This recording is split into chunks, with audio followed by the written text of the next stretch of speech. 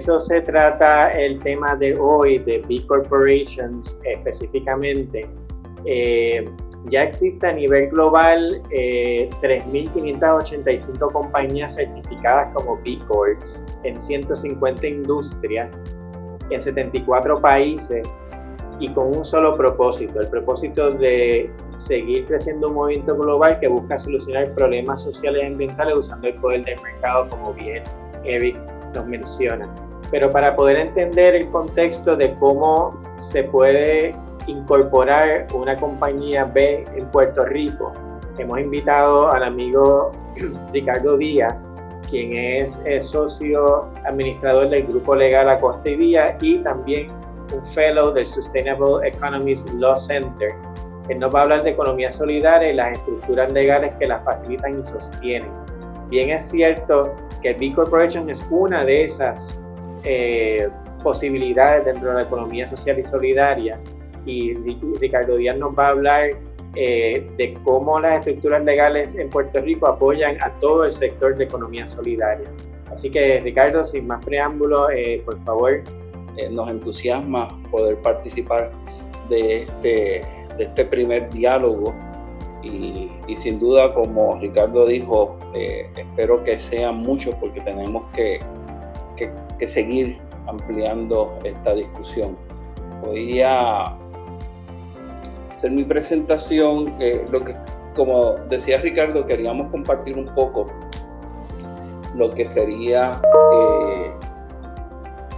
una pequeña reflexión o introducción de los aspectos legales, sobre todo en Puerto Rico, de lo que estamos realizando. Y nosotros, obviamente, entendemos que el aspecto legal es fundamental.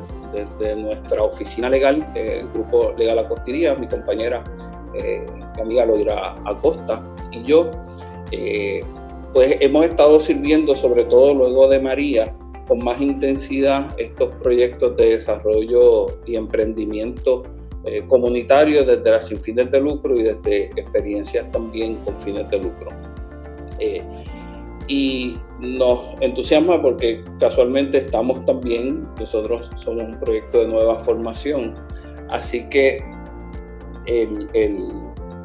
estamos pasando ahora mismo por el proceso de certificación de B, así que estamos ya en nuestra etapa de evaluación de documentos y evaluación de todos esos procesos, así que estamos viviendo también esta aventura, y la compañera Loira también se ha estado certificando para poder seguir dándole más ayuda a las compañías que estén en el proceso de certificarse. Y lo que queremos entonces es familiarizarnos con todas las posibilidades que hay de la economía social y solidaria desde el punto de vista del desarrollo económico comunitario, que es el énfasis que nosotros le queremos dar a los proyectos que estamos haciendo, y algunas definiciones de los procesos legales que ayudan y que facilitan y que promueven que esto se pueda realizar. Primeramente, el contexto para nosotras es importante. Reconocemos que hay una crisis y hemos hablado de una crisis, pero para poder hablar de ella hay que entender que la crisis son muchas, tienen muchas dimensiones. No, es económica, que es la que más reconocemos, que es la que más vemos, pero también es ambiental. Hay una gran crisis ambiental en el medio ambiente, y hay una crisis que podemos llamar espiritual o cultural, de cómo se generan los diálogos, cómo tenemos paciencia entre nosotros y nosotras, cómo nos organizamos para compartir y atender las necesidades que tenemos. Y todo esto tenemos que de alguna manera atenderlo, reconociendo que vivimos en un mundo que le ha llamado VUCA o VICA, que es volátil, incierto, complejo, ambiguo. No tenemos guías y direcciones claras. Por tanto, no vamos a poder resolver esta crisis con una sola respuesta, de una sola manera. Tenemos que ver toda la gama de posibilidades, todas las herramientas, todas las destrezas que son necesarias para poder atender lo que es la crisis. Además, tenemos que reconocer que hay un cambio fundamental en los paradigmas de la economía, de cómo entendemos la economía y cómo la economía se organiza. Muchas de nosotros todavía partimos y estamos hablando del Homo economicus, hablamos de la mano invisible, hablamos de la tragedia de los comunes, de los commons, cuando vemos que si reconocemos solamente los aspectos de reconocimiento de los Nobel de Economía, hay todo un pensamiento distinto, completo, de cómo la economía se organiza y actúa. El tema del Homo Solidaricus de Elinor Ostrom, Nobel del 2009, de que el ser humano por su naturaleza actúa hacia la solidaridad y hacia la solidaridad en los comportamientos económicos y en los comportamientos de las relaciones. La teoría de los contratos, de los balances de los contratos y cómo los contratos colaboran con el proceso, que eso fue el Nobel del 16, y recientemente el Nobel del 19 sobre los métodos experimentales científicos para atender la pobreza, que nos cuestionan la manera en que a veces nos enfrentamos a la economía pensando que la economía es una ciencia natural, tiene unas leyes físicas inmutables, cuando en realidad no lo son. La sociedad y nuestras actividades cambian los modelos y los valores de esa economía. Así que, en cierta medida, lo que queremos es cómo nos enfrentamos a esa realidad y creamos esta democracia económica que es la que queremos vivir. Y para nosotras es importante reconocer que todo proyecto económico, ya sea una sin fin de lucro, ya sea una con fin de lucro, ya sea una microempresa, una empresa grande, un proyecto gubernamental, tiene que tener unos principios básicos. Aquí nosotros compartimos uno de ellos que utiliza Marjorie Kelly, sobre todo, y Ted Howard, muy conocidos en la discusión de lo que es el proyecto de la democracia económica, ¿no? Proyectos de comunidad, que haya inclusión de las personas que están más desventajadas, pueden ser por razón de género, por razón de sexo, por razón de nacionalidad, por razón de raza. ¿Cómo nos aseguramos que nuestros emprendimientos incluyan a todas esas personas?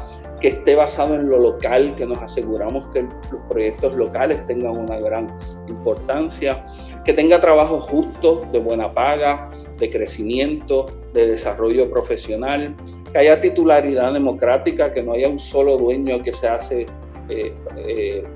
que asume todo y se queda con todos los proyectos, que sean sustentables, proyectos que generen y que se puedan mantener y que tengan un proyecto de sustentabilidad medioambiental también, y que haya un capital ético, que el capital que apoye esos emprendimientos sea capital que apoye todos los otros valores y que no sea un capital que sea un obstáculo o que sea una limitación para el desarrollo de los otros valores de la economía democrática. Cuando nosotros vemos esos siete valores, podemos entonces empezar a ver cómo podemos crear una plataforma de construcción de esta nueva economía. Janelle, que es la fundadora del Sustainable Economy Law Center, tanto Loira como yo somos fellows y ha sido una experiencia de crecimiento buenísimo. Ha ido desarrollando, unos niveles de trabajo, unos niveles donde se va construyendo esa economía. Y el primer nivel es ese primer espacio de relaciones espontáneas y transacciones únicas. Eso en Puerto Rico lo hemos vivido muy cercano luego del huracán, luego de los terremotos, sobre todo en esas ocasiones donde vemos que vecinos se apoyan, se dan comida, se comparten agua, si necesitan cocinar, pues unos están ayudando a los otros, ¿no? Y esas son experiencias que nos tocan, que son muy naturales para la supervivencia, que nos vuelven a reconectar como vecinos, como miembros de una comunidad, y que después de muchos de estos incidentes naturales o estos desastres, nos llenan de mucha esperanza, y la gente añora esos espacios donde compartíamos juntos, donde la comunidad, la calle salía o el barrio salía y se veían con regularidad, que en el día a día del trabajo a veces lo olvidamos. ¿Okay? Pero esas relaciones espontáneas, esas transacciones no crean una nueva economía. Pueden motivarla, pueden crear la chispa que la enciende, pero no necesita. ¿Cómo nos movemos a acuerdos formales entre individuos? Acuerdos donde dice, oye, posiblemente nosotros en este espacio de trabajo o en esta relación podemos comprar herramientas para la casa comunes, ¿no? No todo el mundo tiene que tener un taladro, no todo el mundo tiene que tener una cortadora de grama, no todo el mundo tiene que tener esas herramientas que no necesariamente usamos todos los días, pero que el consumo nos obliga a que yo tengo la mía y posiblemente en una calle hay 10 de la misma y se usan una vez al año o se usan muy seguido. ¿Cómo podemos crear acuerdos formales que de alguna manera pues establezcan, por ejemplo, espacios de compartir de ese tipo de herramientas, los tools library que se van formando, que son tipos, pero ya eso requiere unos acuerdos, un tipo de organización que mantenga esa experiencia. Y luego pasamos a instituciones u organizaciones más formales, que pueden ser empresas de trabajo, pueden ser empresas sin fines de lucro, pero que ya no dependen de los individuos. En el segundo nivel era un contrato entre 4 o 5 vecinos, 4 o 5 comerciantes que nos conocemos, que tenemos una relación y hacemos ese acuerdo. Aquí sale del individuo, sale de las personas y se crea una organización con vida propia, con organización propia, que establece ya unos cambios fundamentales. Y finalmente, si podemos lograr estos cambios institucionales grandes. Y eso es un poco, en esos niveles, cómo nos vamos organizando en nuestra planificación de cambio y estructura social. Si vemos entonces y ubicamos esos espacios en una gráfica que nos ayuda a entender dónde están nuestros emprendimientos y dónde está lo que llamamos economía social y solidaria dentro de toda la gama de emprendimientos y proyectos, podemos ver que en la parte de abajo es lo que sería la economía social y la economía familiar, que es un sistema que tiene básicamente componentes de autoayuda, de reciprocidad y propósito social. Así que todos nuestros emprendimientos en esa área tienen esa visión, ¿no? Si lo vemos un poco más en detalle, vean que la economía social, que es ese lado hacia la izquierda, podemos ver la multiplicidad de formas, de espacios, de oportunidades que hay de desarrollo de emprendimientos sociales o emprendimientos de economía social y solidaria. Queríamos empezar y traer esto porque muchas veces pensamos en economía social y solidaria y pensamos en un tipo de empresa solamente, en un tipo de modelo. Realmente necesitamos todos los modelos. Como habíamos hablado antes, esta crisis que es muy grande, muy distinta, tenemos que verla de manera distinta. Pero tenemos que entender que entonces esta diversidad requiere estructuras legales y que requiere experiencias distintas para cada uno de ellos. Esta pirámide nosotros queremos presentar un poco, ir definiendo dónde son esos espacios. Si vemos la parte baja de la pirámide, la última espacio, que son los elementos de economía social y solidaria. Nuestra esperanza es que todas las organizaciones, sean con fines o sean sin fines de lucro, incluyan en todas sus operaciones esos elementos básicos: justicia salarial, modelos regenerativos para el ambiente, diversidad, trabajo local. Todos los emprendimientos, no sea grande, sea pequeño, sea con fin de lucro, sea sin fin de lucro, debe tener todos esos elementos. Ahora, en el área del empresarismo, pues va a haber unas empresas que sean con fines de lucro, y nos salimos ya del área de las sin fin de lucro, no porque no sean importantes, son valiosísimas, son fundamentales, pero queremos concentrarnos en estas, las con fines de lucro. Y las empresas con fines de lucro, nosotros entendemos y hemos visto, ¿no?, que tiene como objetivo principal la generación de una riqueza, pero que esa riqueza sea para distribución, que haya titularidad colectiva, que haya participación de los empleados y las empleadas tanto en los procesos de las ganancias y en las tomas de decisiones. Además de todas las que ya habíamos dicho, además de las que habíamos dicho de regeneración ambiental, además de la diversidad, además de la local y de la inclusión. Pero estas empresas están generadas para desarrollar riqueza. Para eso es un proyecto de desarrollo económico comunitario. Pero no va a ser una riqueza extractiva, no va a ser una riqueza que le saca los recursos a las comunidades y a los trabajadores y a las trabajadoras, sino una riqueza que es de abundancia para esa área.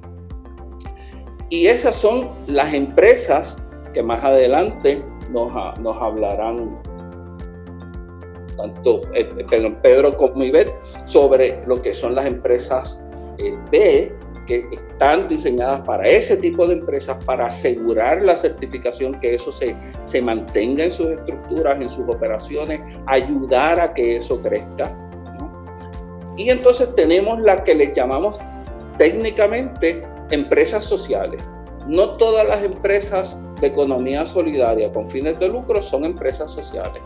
Las empresas sociales son aquellas que tienen un impacto o una misión social específico y que ese impacto social es la razón única de su existencia.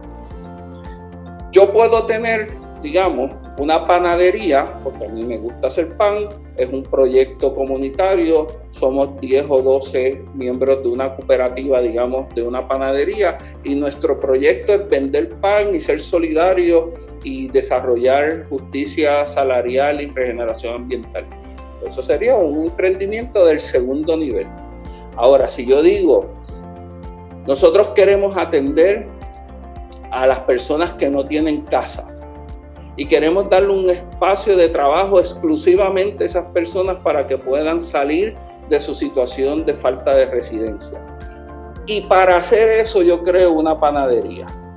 Fíjense que ya la panadería, su esencia no es vender pan, no es el desarrollo su esencia es ayudar a esa misión específica, y existe para eso. Esa es una empresa social, técnicamente, ¿no? Posiblemente está una diferenciación que normalmente no la necesitamos, no la tenemos que ver, porque lo que nos importa es que tengan los valores de economía social y solidaria. Pero cuando vamos a hacer organizaciones, estructuras legales, cuando vamos a hacer qué tipo de corporación va a ser, cuáles son sus componentes, cómo se hacen las distribuciones operacionales, cómo opera el asunto de las contribuciones, pues estas diferenciaciones son muy importantes. Mucho del trabajo que hacemos Loir y yo es en ciertas medidas corregir estas deficiencias. Y es posible, no sé si lo van a decir Ivette y Pedro, pero en la certificación B hay unos requisitos específicos legales que hay que cumplir, hay que tener y hay que manejar. Así que en ese contexto, aquí solamente quiero presentar dos definiciones de lo que es empresa social, de lo que ya hemos hablado, ¿no?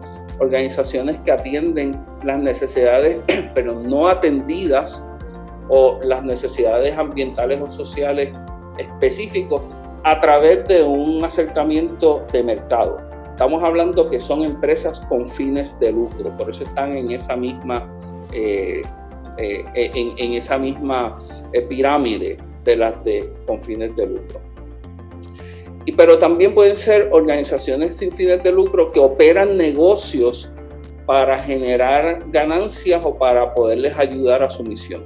Y vamos a ver ejemplos ahorita de organizaciones sin fines de lucro que crean diversos proyectos de servicio que son con fines de lucro subsidiarias para atender esas necesidades. Y esas subsidiarias se convierten en empresas sociales. Sus características básicas, la inserción en el mercado comercial. Y cuando hablamos de inserción en el mercado, obviamente no estamos hablando de la lógica del lucro extractivo. Estamos hablando de la generación de riqueza compartida, como ya habíamos dicho antes, ¿no? Tiene un objetivo de beneficio social, comunitario o grupos en particular. Hay una transparencia y democracia en gobernanza y el manejo de su capital. Participación de los trabajadores y trabajadoras y ubicación, obviamente, en la economía actual. Es un tipo de híbrido entre la empresa comercial clásica y la sin fines de lucro. ¿Okay? En Puerto Rico, ya entrando más en el campo legal, Puerto Rico específicamente en el 2015 enmendó su ley de corporaciones para crear estas dos figuras, la figura de corporación de beneficio social y la figura de la compañía de responsabilidad limitada con fin social.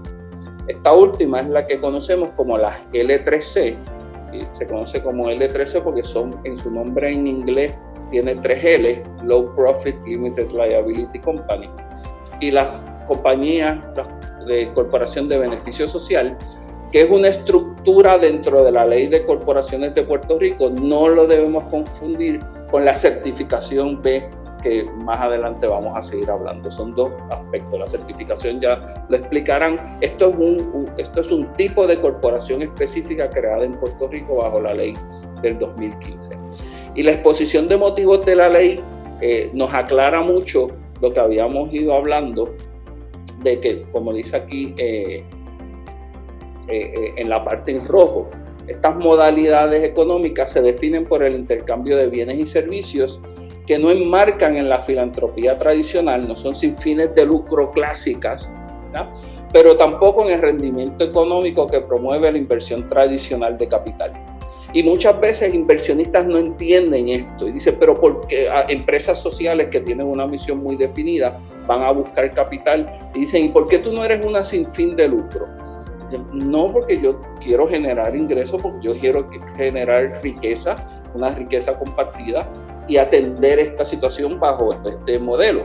Y eso muchas veces no se entiende cómo es que se están atendiendo. Y la lógica de este sector, dice la exposición de motivos de la ley, es la creación de riqueza enfocada en proveer soluciones a los problemas del colectivo y en el mejoramiento de la sociedad en su acepción más abarcadora. Y esto es casi idéntico, posiblemente se lo copiaron, de los requisitos legales de la certificación B, que por ahí es parte de los requisitos que tiene. Cuando muchas veces uno le explica a alguien, organiza una L3C o te puedes organizar como una corporación de beneficio social, la gente me dice, ¿cuál es la diferencia de una compañía de responsabilidad limitada normal?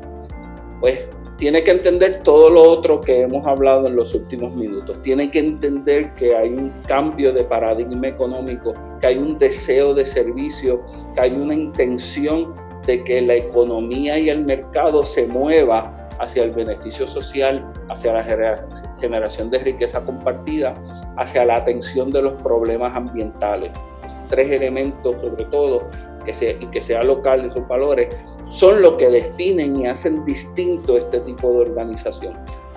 Si no, no tiene sentido, y en muchas ocasiones, tanto los que se organizan, los emprendedores, en muchas ocasiones muchas incubadoras, incluso muchos inversionistas no ven la diferencia de intención y no ven la diferencia de modelo operacional, de las necesidades de organizarse de manera distinta para poderlo hacer.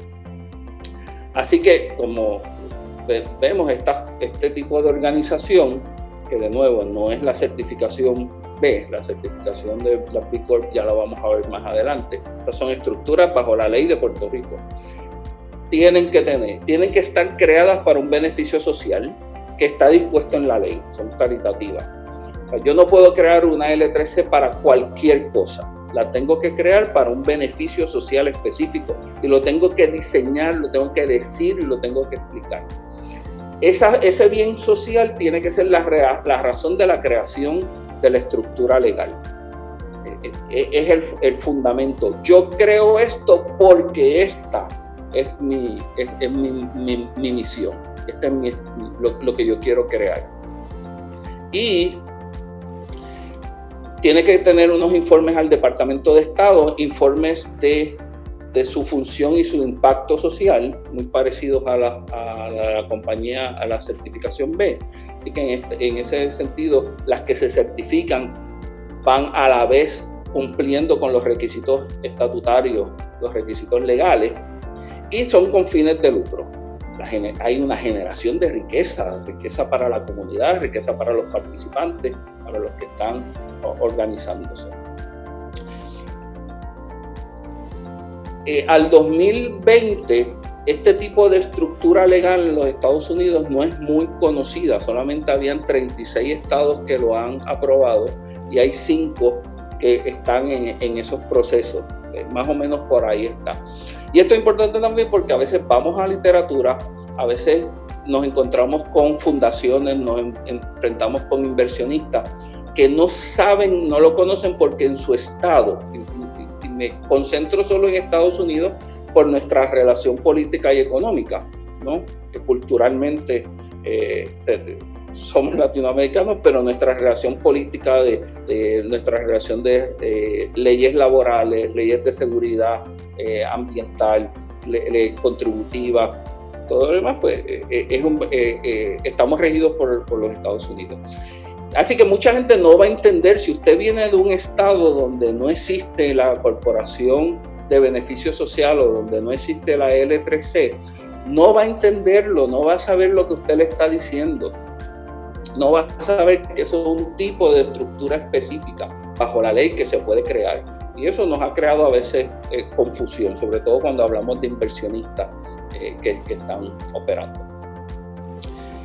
Y entonces en esa evolución de lo que es lo caritativo, que ya habíamos dicho que es la función de esta estructura, el IRS, el Internal Revenue Service, que es la que ofrece la agencia federal que atiende todo lo que son las contribuciones y es la que ofrece la exención contributiva a las sin fines de lucro para fines caritativos, que es muy importante por muchas razones, pero sobre todo por el recibo de donativos de fundaciones que no pagan contribuciones y que tienen algún cierto grado de exención. Pues ha ido evolucionando qué se entiende por caritativo. Y cuando vemos ese espacio comercial y cuando vemos el espacio de lo que es el beneficio privado, digamos que es lo que es el con fin de lucro, ¿no? Que es el beneficio privado. Pensé que aquí me salió algo de la pantalla. Y lo caritativo, que lo educativo, lo religioso, la sin fin de lucro, nos hemos dado cuenta y se ha dado cuenta que hay un espacio que genera una falla en el mercado. Hay un espacio entre lo comercial y lo caritativo que no se atiende. Hay 2 ejemplos, pero voy a hablar el ejemplo de los servicios legales, que es el que más entiendo y el que más vivo. Hay muchas organizaciones sin fin de lucro de servicios legales gratuitos que atienden a la comunidad de menos ingresos en el país y está definida por su ingreso. Y esas organizaciones solo sirven por su constitución legal a ese tipo de personas que están en ese espacio. Entonces tenemos los servicios legales regulares, comerciales, que ofrecen sus servicios al costo del mercado y muchísima gente no los puede cubrir, no los puede pagar.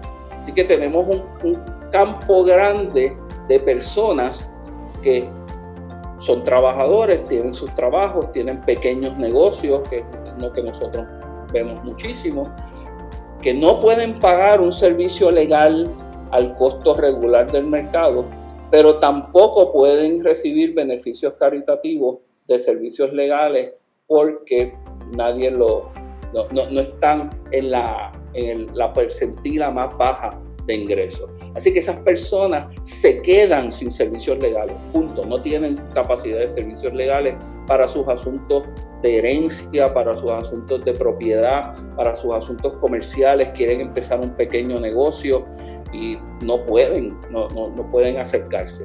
Así que empieza a unirse esos espacios comerciales con los espacios de necesidad caritativos que están en las fallas del mercado. Y vean cómo las L3C y las corporaciones de beneficio social entran cerca de esa área de la falla del mercado cuando lo vemos en el espacio del beneficio privado, que es con fin de lucro. Cuando podemos crear una organización con fin de lucro, pero que tiene una misión específica de servicio, si lo podemos diseñar correctamente, vamos a ir atendiendo esos espacios de falla de mercado que tenemos en Puerto Rico. Si nosotros utilizamos varios criterios de referencia, ya sea los Objetivos de Desarrollo Sostenible de la ONU, si utilizamos los estudios de activos comunitarios que cada comunidad puede realizar, puede identificar qué activos tiene, todas las comunidades tienen activos, tienen recursos, tienen capacidades, ya sean humanos, ya sean naturales, ya sean de espacio, ya sean de relación, todos tienen. Y las misiones de las diversas sin fines de lucro que están cercanas. Nosotros encontramos varias áreas, aquí estoy poniendo solamente 4 o 5 espacios de desarrollo económico que en Puerto Rico necesitamos con gran urgencia. Necesitamos nuevas fuentes de empleo, de salario y nuevas fuentes de financiamiento. Nosotros necesitamos espacios de financiamiento que apoyen este tipo de emprendimiento específico. Necesitamos en el campo de la infraestructura, el desarrollo de infraestructura básica de energía, agua, comunicaciones, ahora mismo el internet, que es tan necesario para el acceso, para las escuelas. Nuestras escuelas están cerradas y se necesitan ese tipo de desarrollo de infraestructura. Esos son campos de trabajo, campos de empresarismo importantes de desarrollo que necesitamos ese tipo de empresas. Energía renovable, obviamente, tanto de adiestramiento como empleo, financiamiento, manufactura, instalación, remodelación de residencias de bajo costo, conversión de edificios a energía energética. Todas estas son áreas de trabajo, de mercado, que son importantes para el desarrollo local, para el desarrollo sostenible, para la regeneración. Y aquí podríamos añadir incluso lo de la agricultura, la generación de comida para ser sostenible. Aquí podemos añadir los espacios de atención a las necesidades de los ancianos o personas con necesidades médicas o atención. Y aquí yo sé que ya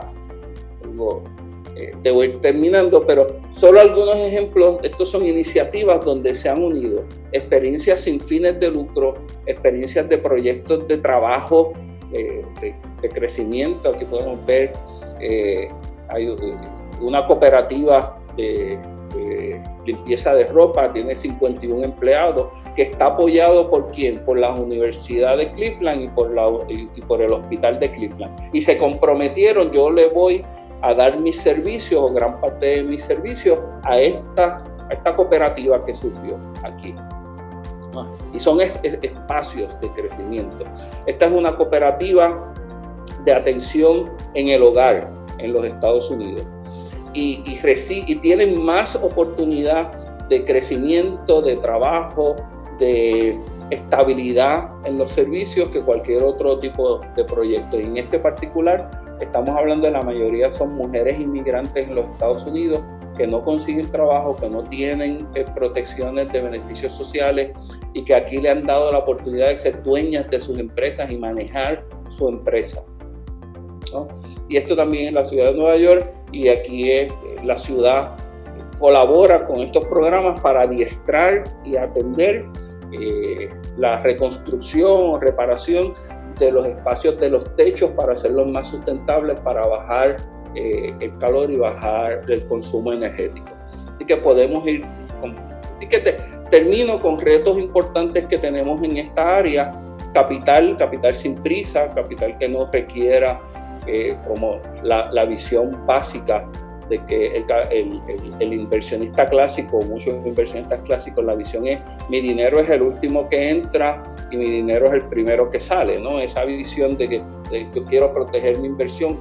Capital sin prisa, con calma, que ayude el desarrollo de ese emprendimiento, que sea local, cómo generamos unos fondos de inversión local que los vecinos, posiblemente no trabajan, pero los vecinos puedan contribuir de alguna manera como un tipo Kiva, pero que tengan algún tipo de rendimiento, que puedan recibir también beneficios, que colabore con lo regenerativo y que sea colectivo. Hace falta capacitación de personal en el área de administración, de finanzas, de permisos. Muchos de estos emprendimientos no tienen ese conocimiento. Asesoría y acompañamiento en el área legal y de contabilidad es fundamental y hay una gran carencia de esto. Redes de apoyo y la red de economía social y solidaria que nosotros hemos estado participando, Loir y yo, desde el año pasado, es fundamental para este tipo de trabajo. La toma de conciencia de aquellos valores que hablamos, de los cambios de paradigma de la economía, de cómo la economía trabaja y dónde estamos ubicados y ubicadas dentro de nuestra economía. Y el compromiso, tanto individual como colectivo, de dónde compro, a quién le compro. Aquí nuestra hija nos dice que nosotros cuando compramos, mi esposa y yo, en lugar de a veces mirar precio o estar mirando, lo que estamos buscando está certificado B, y ese es como que ese es lo que cuando vamos a hacer compras es lo que estamos mirando, y es una manera de crear conciencia y las organizaciones anclas, las organizaciones grandes, empresas grandes, hospitales, universidades, museos, escuelas. ¿A quién le compran? ¿Le compran a la gente de su comunidad? ¿Apoyan los proyectos de su comunidad? ¿Cómo están haciendo ese? Y nada, aquí agradecemos de verdad la discusión, el análisis, el espacio y sobre todo la aportación de Ivette y Pedro con respecto a cómo el modelo, la certificación B, nos da un camino y nos ayuda a todo esto que hemos estado hablando, que tenga algún grado de sentido, alguna dirección, algún apoyo también en esas redes. Así que encantados y muchas gracias. Muchísimas gracias, Ricardo. De verdad que te agradezco mucho. Siempre pones muy bien en perspectiva el tema, que muchas veces puede llegar a ser muy confuso por esas líneas, ¿verdad?, grises que dividen definirnos como una empresa de una manera o de otra.